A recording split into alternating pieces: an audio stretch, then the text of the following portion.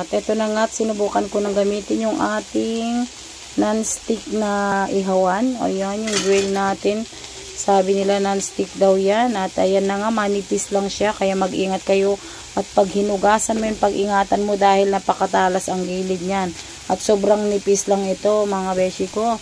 So ayan na nga, sobrang lapad at kasyang-kasya sa isang lutuan. O, kitang-kita nyo naman kung gaano yan siya kalaki at kalapad.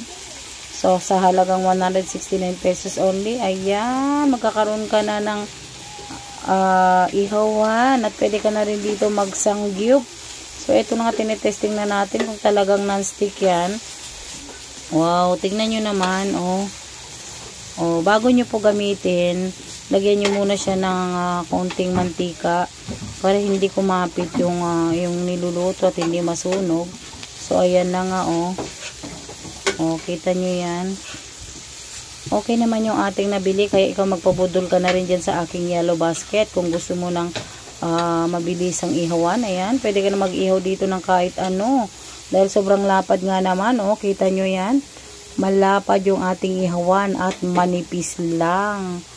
Manipis lang siya, kaya pag ingatan nyo, baka mabilis lang siya masira or mabali. Ayan. Pero okay naman siya, sa tingin ko non-stick nga. Ayan, hindi naman kumakapit yung ating iniihaw dyan. At maganda siya, malapad. Pwede ka mag-ihaw dyan ng maraming bangus. Kita nyo na, ang bango ng aking iniihaw.